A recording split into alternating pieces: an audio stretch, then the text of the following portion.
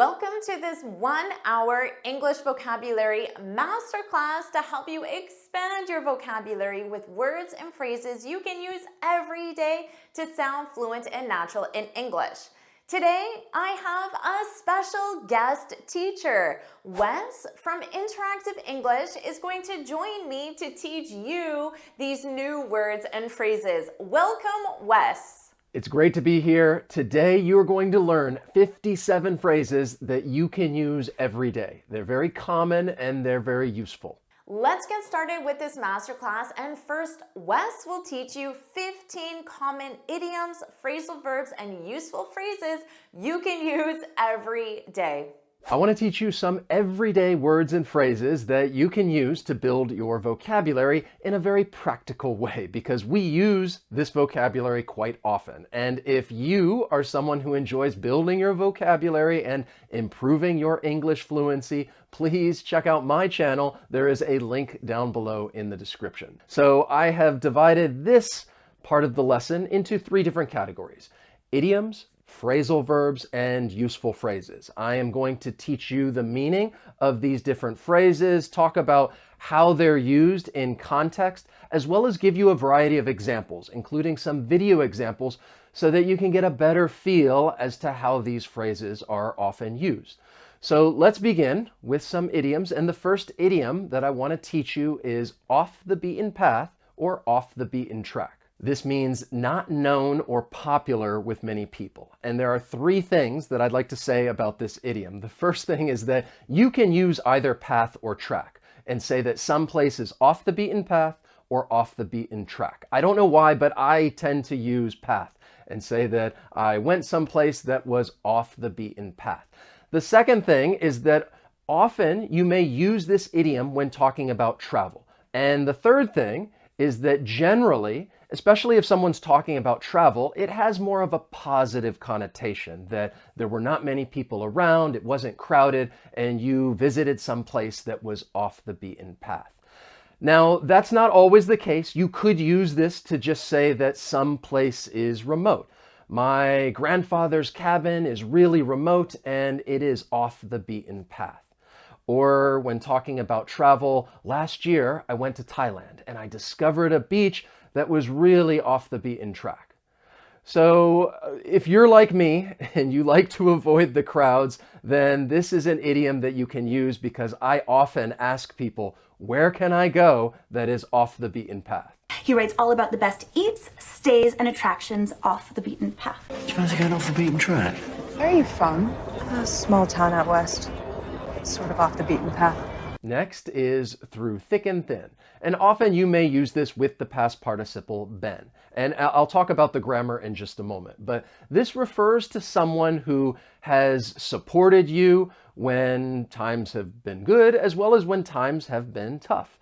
And really, you're going to use this when talking about a relationship, typically one that you've had over a longer period of time with a family member, a friend, a colleague. So, of course, I could say, my wife and I have been through thick and thin. Here is another cute example of some friends who have been through thick and thin. Now, going back to the grammar, often you're going to use this idiom with that past participle, and you're going to use the present perfect because you're talking about a relationship that started in the past and has continued to the present. And you want to say that you and someone else have been through thick and thin. This next song goes out to a very special person who's been with me through thick and thin. People who have been with you through thick and thin, who you thought would never fail you. Friends stick together through thick and thin always. Then there's get or have your ducks in a row. And this just means to be well prepared or very well organized for something that may happen in the future. So I think this idiom makes sense. Just look at this picture. These ducks, they look very well prepared. They look organized. They have their ducks in a row. So you can use this with either verb, get or have, and say that someone needs to get their ducks in a row and they need to get prepared. Or maybe say that someone has their ducks in a row, that they are prepared and they are organized.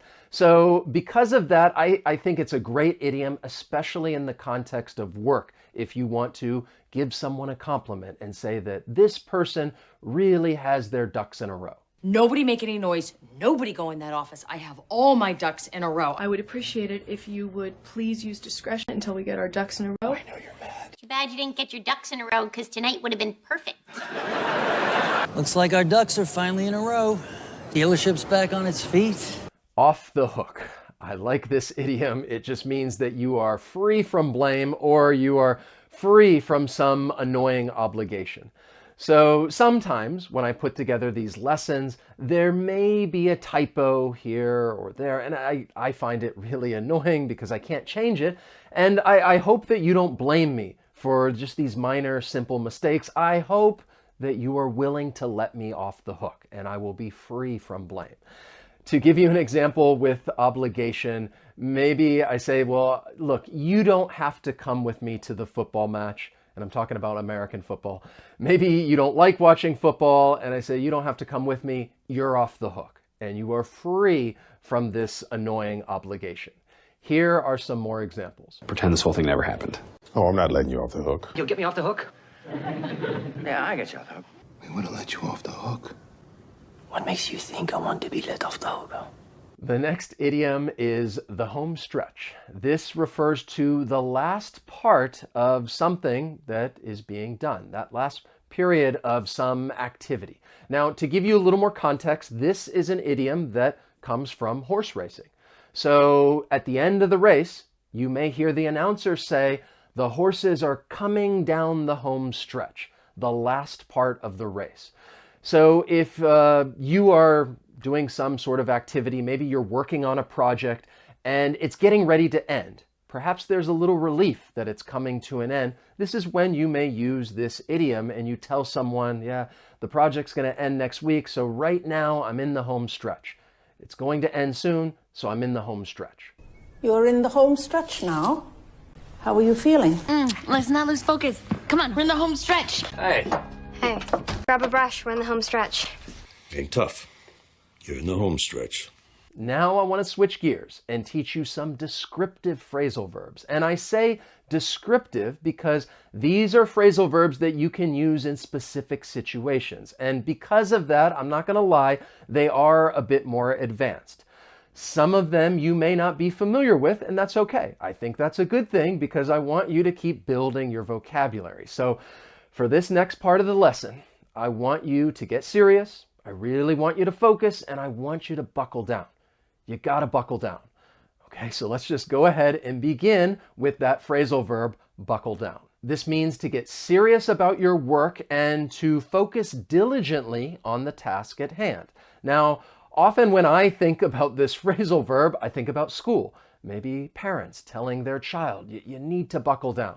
And perhaps I think about that because my parents would often tell me, you gotta buckle down. Work hard, focus on your studies, and you should really buckle down.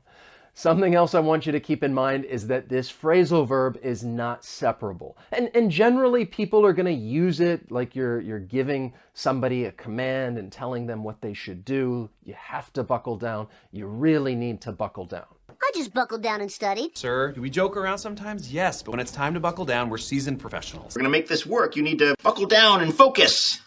I'll do what I can. Then we have the phrasal verb fall through.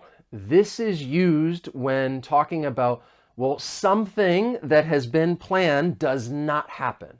So I could say, well, my plans for the weekend fell through. They did not happen. And generally, you may use this phrasal verb when talking about plans that you have. That is a very common collocation. And collocations are words that are frequently used together, and this is an excellent way of building your vocabulary. So your plans can fall through. Some other collocations with this phrasal verb, maybe you say that the sale falls through, or the deal falls through, or even maybe the project falls through. And it just does not happen. Well, truthfully, our dinner plans fell through, so we braved the storm. His plans fell through. The deal fell through, honey. Sorry, the deal fell through. The next phrasal verb that I want to teach you is mull over. This means to think carefully about something for a long time. So it is really similar to someone saying, well, I'll think about it. Instead of saying, I'll think about it, you could say, I'll mull it over. But one slight difference is that you are thinking carefully. You're really taking something into consideration when you are going to mull something over. And I want to point out that this phrasal verb is separable. Like I just mentioned, you can mull something over. Let's have some fun. Here is a meme, a joke. This is a play on words. I must ask you a question, but I will give you time to mull it over. So I don't think I need to explain it to you. Mustache sounds like must ask, as well as mull it over. Well, just sounds like mull it over, and you're going to think carefully about it. Here are some more examples. All I ask is that you just take some time to really consider it. Mull it over. Okay? If it's still a no, no hard feelings. Oh, Mr. Simpson, shouldn't we begin by securing the strut? Let me mull that over. And did he say why he's reluctant? Didn't give a reason, just wanted to mull it over. Then there's eke out. This means to obtain or win something, really with great difficulty or through great effort. So it's like you're saying that you just barely obtain this thing, or you just barely won. To give you some more examples as to how this phrasal verb is used in context, I have some news headlines for you. Dow, NASDAQ eke out gains despite Middle East tensions. Eagles eke out victory over woeful Browns in Week 6. That is an American football example for you, and the team ekes out a victory. U.S. apartment rents eke out annual growth in September. I want to give you some more examples, so here are some videos using this phrasal verb. Jake eked out a feeble victory. And last year, I let the captain win because he's old and sad. Because of you, I spent half the game in the box. Yeah, but you still eked out a win. It was great.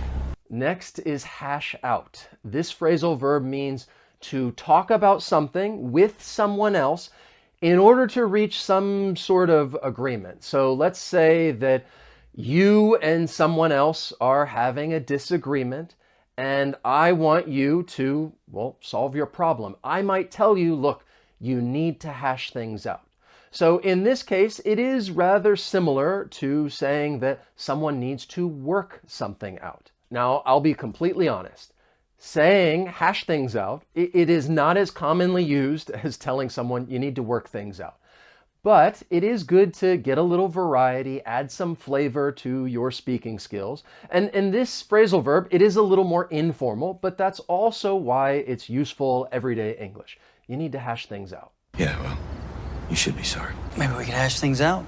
Can't we at least just sit down and eat a piece of pizza together? Just hash things out like adults. Frankly, I hoped it would be like dealing with you. People with strong opinions hashing it out respectfully. Now, I want to teach you some useful phrases. My plans are going to continue. I do not want them to fall through, and I still would like you to buckle down.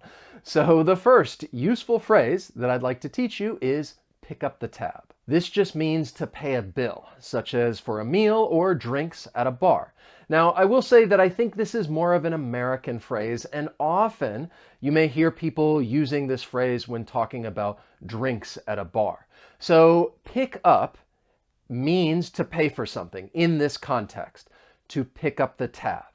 Now, if you're at a restaurant, you could say pick up the tab, but I think also it's very common to say pick up the check. Now, the tab specifically refers to a tally of items. And that's why I said maybe you would use this at a bar talking about drinks over a period of time, and they just keep adding drinks to the tab. So let's say that you and I go to a bar and I say, I am going to start a tab. And we get some drinks, and then maybe you want another one, and I say, put it on my tab. And then at the end of the night, I'm going to close my tab, which is the drinking bill. And because we are friends, I tell you, I am going to pick up the tab. Don't worry about it. Drinks are on me. I'm picking up the tab. Now, who's going to be picking up the tab? He paid for everything. I pick up our bar tab all the time. He's picking up our tab. Excellent. At a loss for words. This means that you are unable to think of anything to say. You are speechless. And if you're looking for a one-word synonym for this phrase, It is speechless. Now, often you're going to use this with the verb to be and say that someone is at a loss for words. And this is really a great phrase to add emphasis, and it covers a range of emotions. So I can say that I was at a loss for words when my daughter took her first steps, and that was a very happy moment. Or I was at a loss for words when my grandfather passed away, and that was really sad. Or I was at a loss for words when my friends told me they were getting married, and that was more surprising and exciting. But in each of those examples, I could use this phrase and say that I was at a loss for words. Here are some more examples. You know, I'm always at a loss for words in these moments. Well, if you're at a loss for words, I can yield to our youngest member. This reporter is at a loss for words right now. Moot point. I like this phrase, perhaps because I just like saying the word moot. But in general, it refers to a claim that someone makes about a topic that is no longer relevant, or it can no longer be questioned or debated. It just doesn't matter. It's a moot point. Maybe you think that I would have been a great doctor, and it really doesn't matter because I decided to become a teacher. It's a moot point. So in this context, it really does have a similar meaning to irrelevant or pointless. Let's have a look at some other moot points. If I were to talk about the nutritional value of eggs, but you are allergic to eggs, it's irrelevant. It's a moot point. Or maybe I say there's a new update for the iPhone, but you don't have an iPhone. Why am I telling you this? It's a moot point. Here are some more examples. But Mary's George's guardian. Surely that gives her some sort of say. It's a moot point. I'm starting to understand what you see in her. But regardless, it's a moot point. Then there's full of oneself. This is an informal adjective phrase that means, well, you think that you're very important, but in a way that really annoys others. So it's kind of similar to arrogant or proud. So it really does have a negative connotation. Often it's used as a standalone statement to describe an individual. And if you want to add emphasis, you can use it with the word so. So full of oneself. Now be mindful of the grammar because you're going to use a subject pronoun with a reflexive pronoun, as in, well, you are so full of yourself. He is so full of himself. She is so full of herself. And I'll be honest, at times, I am so full of myself. I have to go, because, oh, hell, I don't need a reason. Someone's a little full of himself? Don't be full of yourself, girl. She wouldn't know who we are, just so full of herself. Then there's short and sweet. This means pleasantly brief and relevant. Now, this phrase is a binomial pair. This is when you have two words that are joined together by a conjunction. And often that conjunction is and or or. In this case, we're using and to say that something is short and sweet. These are phrases that I think are often used in just everyday conversation. Now, I am going to keep this explanation short and sweet, so I will go ahead and show you some video examples. I'll keep it short and sweet. Family, religion, friendship. These are the three demons you must slay if you wish to succeed in business. Now, we don't want to take up much of your time. Let's make this short and sweet. I hope that you learned some new phrases, and even if you knew all of them, I still hope that you learned something new. Now, I'm going to pass things over to Jennifer, who's going to teach you 15 useful phrases that you can use every day to offer advice, support, and praise. Let's start with phrases to offer advice. Number one, here's my 2 cents. This phrase is used to give a personal opinion or suggestion. In this phrase, my 2 cents means my opinion, my opinion. And notice here, we have here's, repeat after me, here's. This is here is. So this is a contraction and the here's is the verb to be. Here is. So notice my 2 cents, even though cents ends with an S, this is conjugated as a singular. Here is, here's my 2 cents. So let's say someone asked you, do you think I should learn English with Jennifer? You can say, to offer your opinion, well, here's my 2 cents, Here's my opinion. Here's my 2 cents. She's an amazing teacher, so yes, you should. Now, you could also reverse the order and say, she's an amazing teacher, so yes, you should. So you start with your opinion, and then you can add on, but that's just my 2 cents. But that is my 2 cents. That's my opinion. So do you think that's right? You should learn English with Jennifer. If you do, put that's right, put that's right in the comments. And don't worry about taking notes because I summarize everything in a free lesson PDF. You can find the link in the description. Just my 2 cents. Anyway, that's my 2 cents. This is my 2 cents. Number 2, take it with a grain of salt. Have you heard this before? It's very common. This is used to suggest someone should not take something too seriously or literally. For example, you might say, my friend told me it will take 10 years to become fluent. Now I could say to you, take that with a grain of salt. Don't take it too literally or seriously. Now what verb tense is being used here?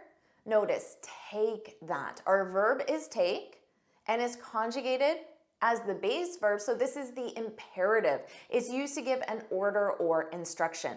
You could put this in a full sentence and you might say you should. You should take that with a grain of salt. But that's just my 2 cents. So take it with a grain of salt. I would take everything with a grain of salt. So you got to take everything I say with a grain of salt. Number 3, if I were in your shoes, I'd. This is used to offer advice by imagining yourself in the other person's situations. So notice here, if I were in your shoes represents you or your situation. If I were you, if I were in your situation. Now notice, you might be thinking, if I were, do you know why this is I were? It's because it's the subjunctive of the verb to be, and were is used with all subjects. So again, your friend might say, should I subscribe to JForrest English?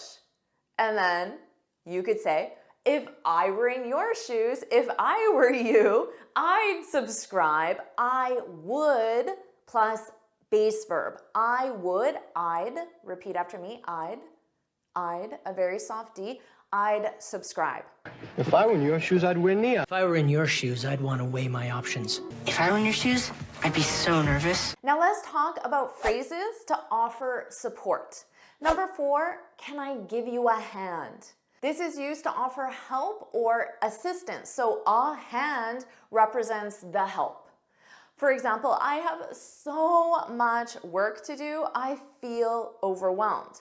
Now you want to offer support. So you can use this as a question and say, can I give you a hand? Can I give you a hand? Can I help you? And if you want to give me a hand, you can subscribe and like this video because that definitely gives me a hand. That definitely helps me. Give me a hand. Can I give you a hand? Can I give you a hand? Number 5, let me know if you need anything. So again, this is to offer help or assistance. Your friend could say the same thing. I have so much work to do, I feel overwhelmed. And then you can reply back to offer your help or assistance and say, let me know if you need anything. Again, let me know if you need help. So you could say, let me know if you need a hand. And notice that pronunciation. In spoken English, let me becomes let me. Let me know. Let me know. Try that. Let me know. Let me know if you need anything. Let me know if you need anything. If you need anything, let me know. If you need anything, let me know. Number 6, one of my favorites, I've got your back. Do you know this one?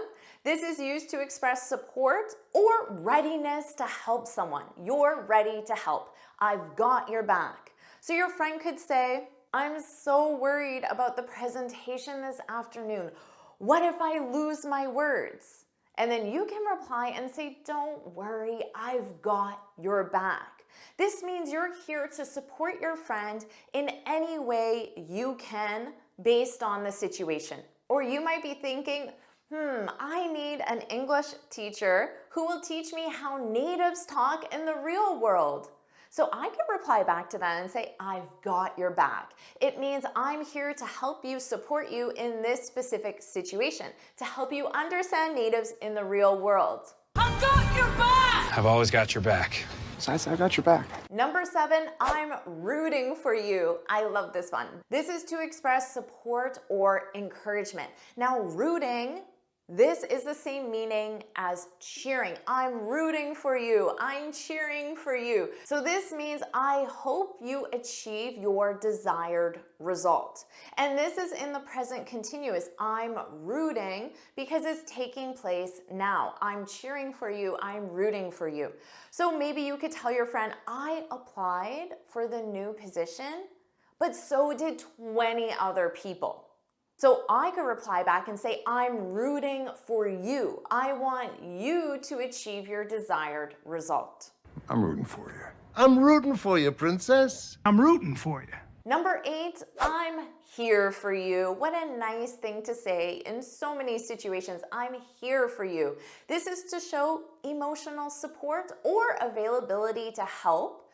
And this is used often when problems arise. So let's say your friend has that job interview tomorrow. You could say, I know the interview will be difficult. I'm here for you. Or maybe if the difficult problem happens and your friend doesn't get the job, you could say, I know you really wanted the promotion. I'm here for you. So I'm here to offer you the support that you need in this difficult situation. Now you could add on and say, I'm here for you. Let me know if you need a hand with anything. So you can absolutely use many of these expressions together. I'm here for you. I'm here for you. I'm here for you. Number 9, you've got this. I love this one. You've got this. I use this a lot. This is to offer encouragement, especially before a challenging task. Your friend could say, the big interview to determine if I get the promotion is today. Wish me luck. And then you can say, you've got this. This is like saying, I know you will be successful. You've got this. Or you might say, I need to get a high score on my IELTS. And your friend or teacher could encourage you and say, you've got this. I know you can do it. You've got this. You've got this. You've got this. You've got this. Now let's talk about phrases to offer support when someone feels discouraged. Number 10, keep your chin up.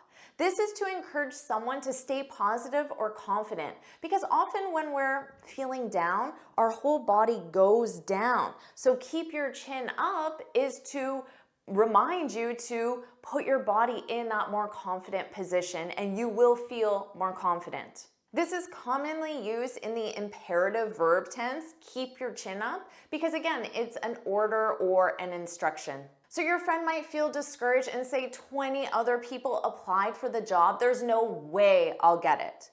And you tell your friend, keep your chin up. You've got this. This is a great time to add on, you've got this. Or your friend could say, I've been learning English for years, but I still don't feel confident. Again, keep your chin up. And again, you've got this. Or you could suggest to your friend, you might consider changing your approach. But that's just my 2 cents. That's just my opinion. Keep your chin up. You keep your chin up. You keep your chin up, Gus Grimley. Number 11, stay the course. This is to advise someone to continue on their current path despite challenges. So keep doing what you're doing. And again, this is often used in the imperative verb tense because it's an order or an instruction. Your friend could say, every day I speak out loud for 2 minutes, but it still feels awkward. So you reply back and say, stay the course. Keep doing exactly what you're doing. You could use a conditional, if you stay the course, you'll see improvements. You've got this. Keep your chin up. Stay the course. Stay the course. We stay the course. Number 12, take it one step at a time. This is to suggest a gradual approach to solving a problem or completing a task. And again, commonly used in the imperative verb tense because it's an order or an instruction.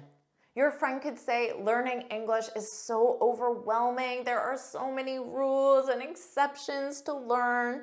And then you reply back to encourage your friend and say, take it one step at a time. This means focus on one thing at a time. Or maybe you could say, if I were in your shoes, I'd take it one step at a time. You've got this. Take it one step at a time. Just take it one step at a time. Take it one step at a time. Now let's talk about phrases to offer praise to someone for a job well done. Number 13, wow, I'm blown away. I'm blown away. This is to express that you're impressed by someone or something. So notice the sentence structure, to be blown away by someone or something if you include the someone or something. For example, wow, I'm blown away by your amazing presentation skills. This is a passive sentence. What would it be if we change this to an active sentence?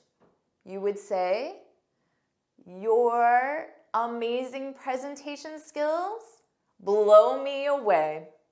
Now you could say, I'm blown away that I learned so many useful expressions in one lesson. Hopefully you're thinking that right now, and that simply means that you're impressed. I'm blown away. I'm really blown away. I am blown away. Number 14, seriously great job. This seems simple because you already know how to use great job, of course. Adding seriously, this makes it stronger. So this is to give strong praise or recognition. And that's because seriously is an intensifier. You could say, you did a seriously great job, because you do a job, you do a great job, and then intensify it. You did a seriously great job. Or you could put this in the present continuous. You're doing a seriously great job, which you absolutely are with this lesson. Now you can use this just as the start to a sentence or the whole sentence. Seriously great job. I'm blown away. I'm impressed. Great job, you guys. Great job. Good job. Great job. Great, really great job. Yeah. Number 15, you're a rock star. I'm sure you've heard me use this one. You're a rock star. This is to compliment someone for their impressive performance. So the sentence structure is to be a star. And then of course you can add on rock star, because who doesn't want to be a rock star? So your friend could share great news, I got the promotion. And then you can compliment your friend, praise your friend by saying, you're a rock star. You could even say, I knew you would get the promotion because you're a rock star. Or you could use our last phrase as well, seriously well done. You can change great job to something else. Seriously well done. You're a rock star. Mike, you a rock star, man. Guy's a rock star. He's a rock star. You're going to have so much fun mixing and matching these new expressions. Now let's keep going, and Wes is going to teach you the 15 most common binomial pairs you can add to your daily speech to sound fluent and natural. I read you and clear. Which word completes that sentence? I read you and clear. And really I want you to focus on the last part of the sentence, and clear, because that is a binomial pair, which is what we're going to talk about in today's lesson. So I hope that after just listening to me say this, that you know that the answer is loud. I read you loud and clear. So loud and clear is a phrase that means that something is easy to understand and follow. So instead of telling somebody, yes, I understand what you're saying, you could say, hey, I read you loud and clear. I understand exactly what you're talking about. So binomial pairs are very common in spoken English. These are informal phrases that have two words that are connected by a conjunction. And the conjunction is often and or, but not always. And these phrases are typically fixed as well. You're not going to change around the word order very often. So as I mentioned, these words are very common in just casual conversation, like this next one right here. First and I want you to subscribe to the channel and turn on notifications. And yes, this is something that I would love it if you would do that. First and So this is another binomial pair, and the answer is foremost. First and foremost. So it's really an introductory phrase that you may hear somebody use this if they're giving a presentation, and what it means is most importantly. So I could say most importantly, or first and foremost. I would love it if you subscribe to the channel, turn on notifications. The next one that I have for you, I just want to relax and calm down. I really need some and quiet. Okay, how would you complete that sentence? And quiet. This, I think, is a pretty well-known binomial pair, and I'm guessing you probably knew the answer, which is peace. Peace and quiet. I just want to relax and calm down. I really need some peace and quiet. Peace and quiet means that you just need freedom from just noise or activity, and just kind of want to get away from a lot of things that are loud and stressful, and you want some peace and quiet. Here is the next one. I really enjoy the and bustle of big cities. I really enjoy the and bustle of big cities. Think about a big city. It's very active, it's loud, and the answer is hustle. Hustle and bustle. I really enjoy the hustle and bustle of big cities. So if you're talking about the hustle and bustle, it refers to a lot of activity, usually in a noisy surrounding, the hustle and bustle. It's kind of the opposite of peace and quiet. And then I have a question for you. How old do you think I am, give or Okay, how old do you think I am, give or So the last part is the binomial pair, give or And this is a pretty common phrase. I hope that you said the answer is take. Give or take. Give or take, you would use this when you're talking about numbers, like in this case, my age, and all it means is approximately. How old do you think I am, give or take? And if you have any guesses, you can let me know down below in the comments. This time, I am going to give you the meaning, and I want you to tell me, well, what binomial pair am I talking about? And to give you a little bit of a hint, I am going to give you the first letter, all right, of each of the two words in the phrase. And I'm just going to give you 5 seconds to think of the answer, and then I will tell you. So this one right here, it refers to the advantages and disadvantages of something. What is this phrase? I hope that you said pros and cons. This is actually a pretty common binomial pair. I imagine you've heard of it before, and you're talking about, well, like the pros and cons, maybe when you're trying to make a decision, and you're referring to those advantages and disadvantages. And yes, I think often we use this when you're trying to make a difficult decision, and you're like, let's write down the pros and cons so that we can make a good decision. The next one refers to moving in one direction and then moving in the other direction. What phrase am I talking about? And hopefully that when I said moving in one direction and then the other direction, you thought of back and forth. So I actually used this phrase yesterday. I made a decision, and then I changed my mind, and then I kept going back and forth because I couldn't make a final decision. So it does not always have to refer to actually moving in one direction or the other. As I just mentioned, you could use it when talking about, well, changing your mind, and you keep going back and forth and back and forth. I can be rather indecisive, so I tend to go back and forth. The next one, when you entertain someone, typically taking them out to a fine meal. What are you doing?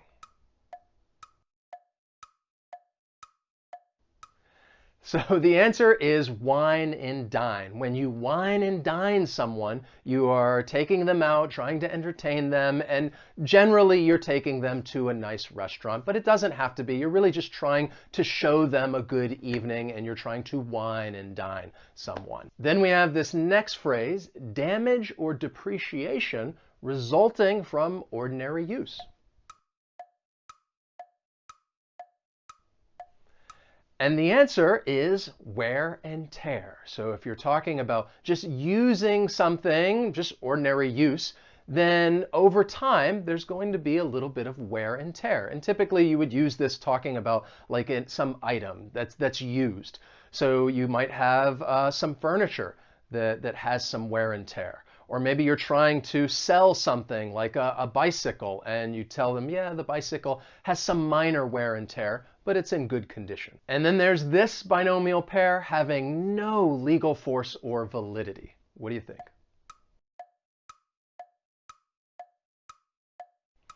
So the answer is null and void. This is a phrase that you might hear people use when they're talking about some kind of agreement, perhaps a contract, and they say, look, it has no legal force whatsoever. It's null and void. Now I want to switch things up again because just to show you how common these phrases are, I'm going to give you some examples of binomial pairs being used in movies, music, and TV shows.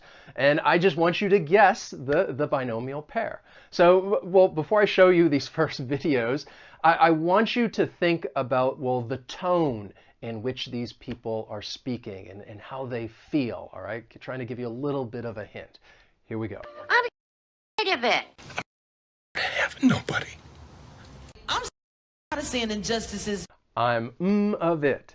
I'm of having nobody. I'm of seeing injustices. So I told you to keep in mind like the tone and feeling because these people were clearly upset.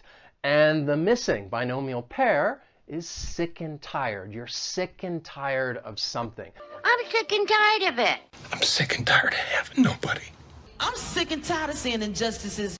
This means that you are extremely annoyed with someone or some situation and you just cannot tolerate it anymore. And you're going to follow this binomial pair with the preposition of. You're sick and tired of someone or you're sick and tired of something. And then in 1971, the Grassroots came out with this very popular song that uses the binomial pair, well, a lot in the song. And I can't play you the song because of copyright, so I'm going to hum it as well as sing it, and I apologize for my singing. Love is gonna get ya. Girl, you gotta give in. Love is gonna let ya. Love is gonna win. Okay, I apologize for my singing. I told you, if anything, it would just make things more challenging to have to listen to that. But the missing binomial pair is sooner or later. Sooner or later, love is gonna get ya. So like I said, this is a popular song, one that you would still hear today. You would hear it in TV shows and movies. And sooner or later, it means that something is definitely going to happen. You're just not exactly sure when it's going to happen. And you could use this binomial pair sooner or later. And then I have another set of videos for you. So see if you can identify the missing binomial pair. Dr. Abel, over the last 30 years, Perchicon has grown by... You are just progressing by... His insubordination is growing by... So for this one, the key word is by, has grown by, is progressing by, is growing by. And the answer is leaps and bounds. Dr. Abel, over the last 30 years, Perchicon has grown by leaps and bounds. You are just progressing by leaps and bounds.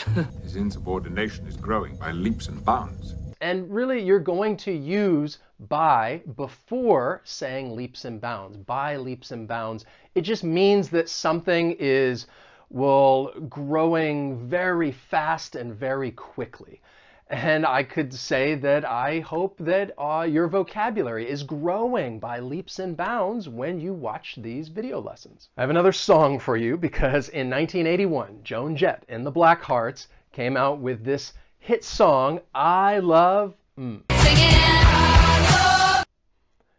It's just not the same when you cut it off like that. So I love so put another dime in the jukebox, baby. I love so come and take your time and dance with me. So it's a very famous and well-known song, and the phrase that's missing is rock and roll.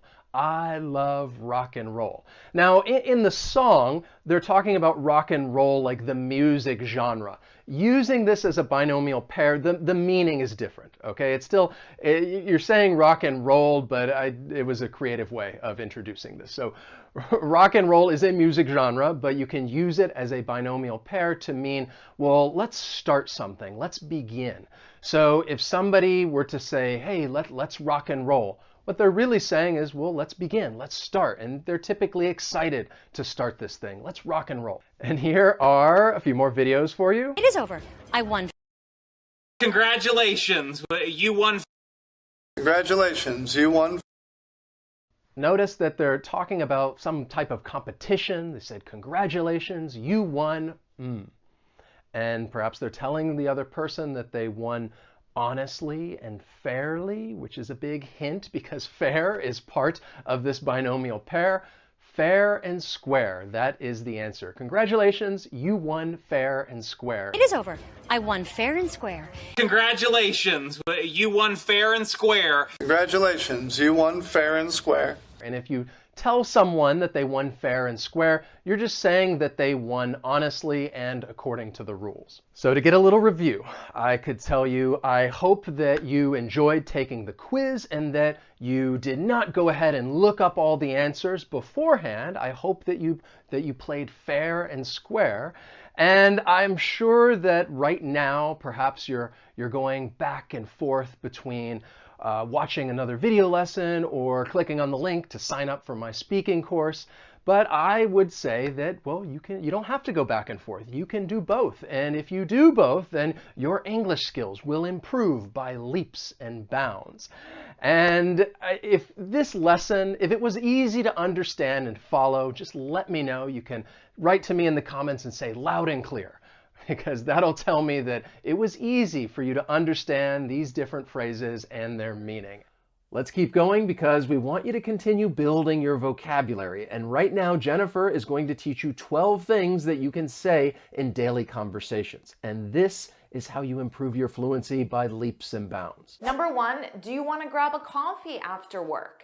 Do you know this phrase? This is a casual way to invite someone to socialize. So I said, do you want to grab coffee after work? You could say this to your coworker because you're inviting your coworker to socialize, or maybe you texted this to your friend, you're both working and you're going to socialize after work. Now in this case, grab means have a coffee or get a coffee. It's the same meaning. And you can use this with coffee, tea, lunch, dinner, or a bite. A bite means a meal, but careful because you cannot say, do you want to grab a movie? Do you want to grab a walk? Do you want to grab a football game? You can't say these things, but you can use this expression with any food or drink. So you can say, let's grab a coffee this weekend. You can use whatever time reference you want. We should grab a coffee this week. We need to grab coffee soon. When are you free to grab coffee? So many alternative ways to say this. Do you want to grab dinner sometime? You want to grab breakfast? You want to grab a coffee? Don't worry about taking notes because I summarize everything in a free lesson PDF. You can find the link in the description. Number 2, you bet. You bet. I use this expression every day, and now you can too. This is a casual way to affirm something. It's the same as saying definitely or absolutely. So let's say your friend texts you and says, let's grab a coffee this weekend.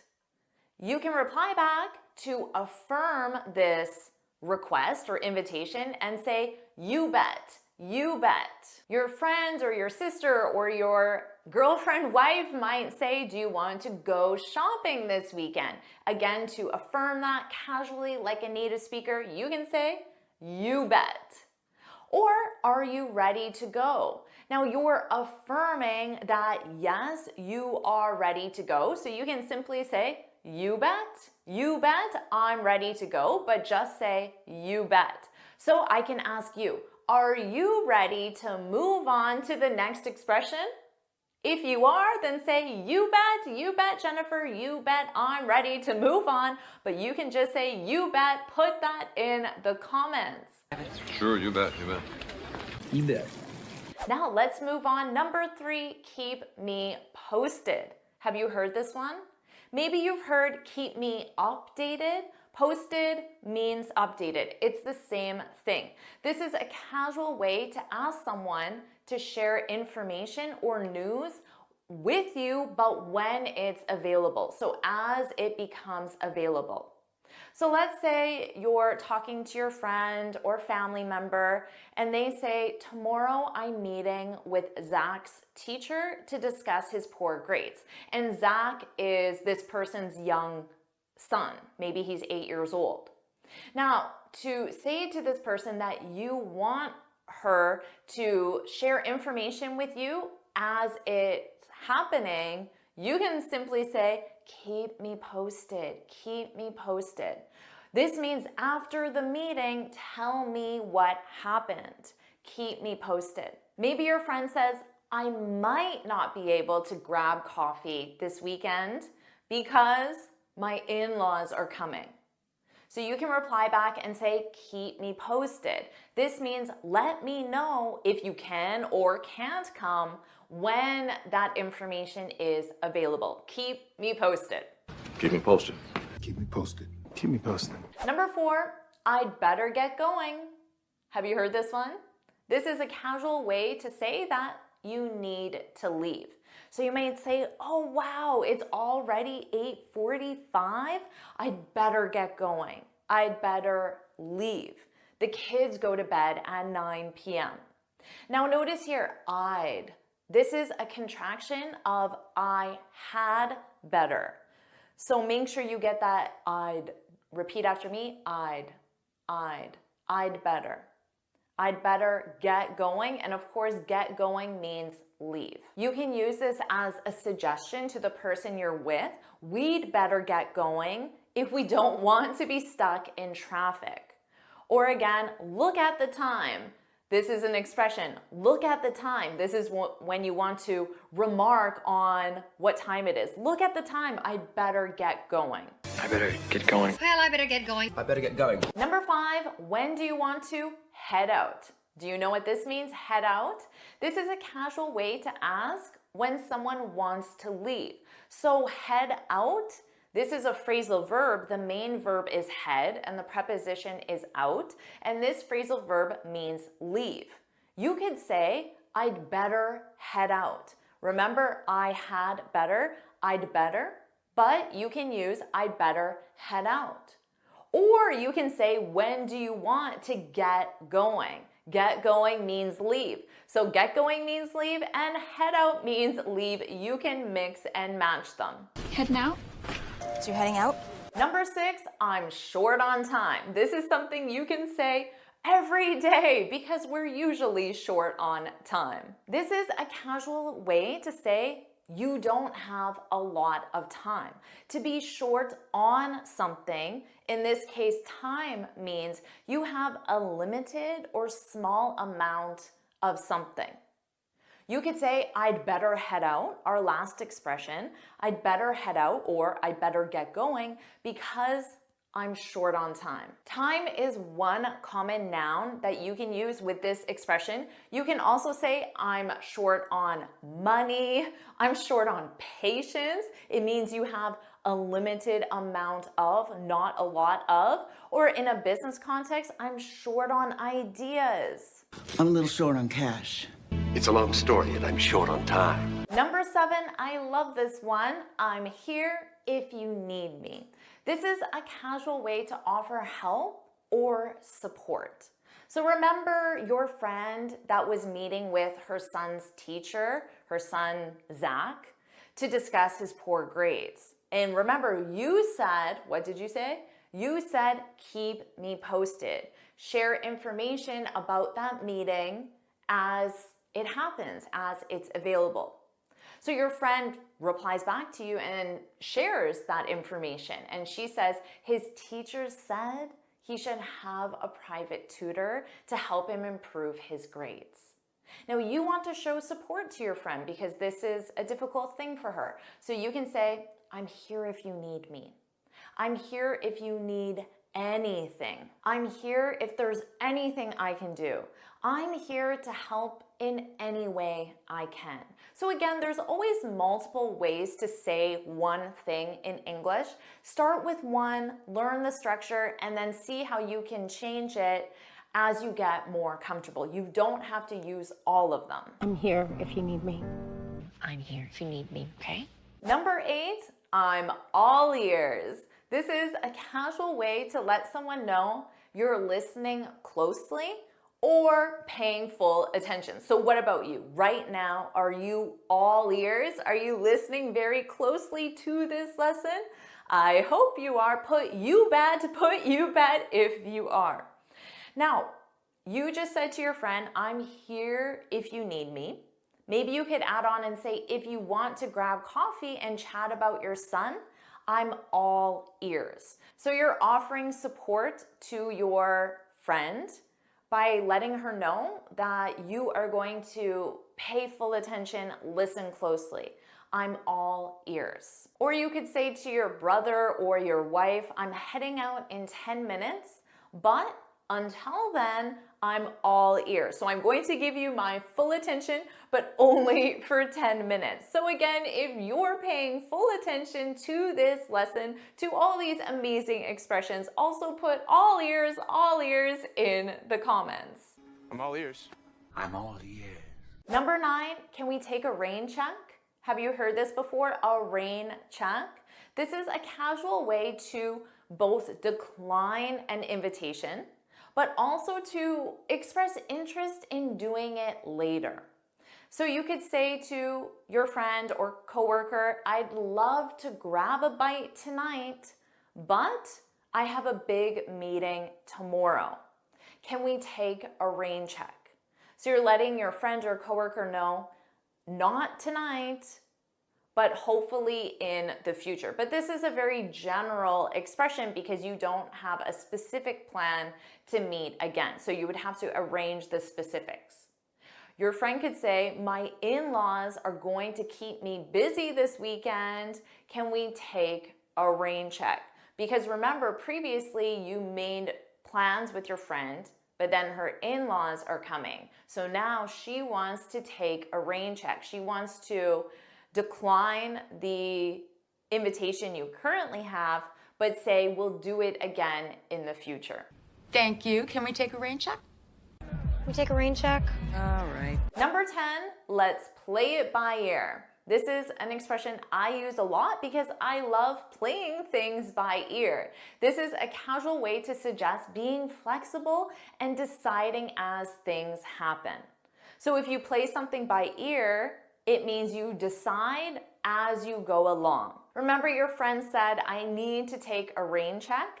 Maybe she could add on and say, I should be free next weekend. I'll keep you posted. I'll share that information as it becomes available. You can reply back and say, no worries, let's just play it by ear. So you're letting your friend know that you'll go for coffee, you'll grab coffee, whenever it makes sense for both of you. You're being flexible. You don't need a specific time. You're just going to play it by ear. Or if you're going out for a family dinner, someone might say, should we make a reservation? But then you can say, let's play it by ear and see how we feel. Because if you make a reservation, you have to be there at a specific time and you have to go to that specific restaurant. But maybe you want to be more flexible. You want to play it by ear. You're right. Let's play it by ear. Let's play that one by ear, okay? Let's play this one by ear. Number 11, hang in there. This is a casual way to encourage someone to persist through a tough situation. Hang in there is the same as saying, keep strong, keep going, don't give up. This expression became very popular because of this poster with a cat hanging from a rope, and the caption is, hang in there. This poster is seen in office buildings around the world, most likely, maybe even in your country, and in people's homes. It's a very popular poster, so the expression is very popular as well. Maybe your friend sends you a text and says, my in-laws are driving me crazy. Do you know that expression? Are driving me crazy. They are producing a lot of negativity or negative emotion in me. They're driving me crazy. But then you can reply back and say, hang in there, be strong, get through this situation, hang in there. They're leaving in 2 days. But you could add on, I'm here if you need me. Or you could add on, if you need to vent, I'm all ears. Do you know what to vent means? When you vent, it means you talk freely about your negative emotions. So you're giving your friend permission to just lay on all the negative emotions for a period of time, just to get it out of her system. That means to vent. Hang in there, Andre. Hang in there. Number 12, take care. I'm sure you know this one, but I want you to feel confident using it. This is a casual way to say goodbye, and it adds on a caring tone. This is used with friends, coworkers. It's used when you leave a restaurant or a shopping mall or anywhere. It's extremely common. So you can say, have a great night, take care. It was great catching up, take care. So just know this can be combined with other farewells. Have a great night, see you soon. And then at the end, you can add on take care. Take care. Take care. Amazing job, everyone, expanding your vocabulary with these phrases to help you sound fluent and natural. I've really enjoyed being with you today, teaching you all this different vocabulary, and please go check out my channel because there you will find another vocabulary masterclass where Jennifer and I are teaching you many different words and phrases.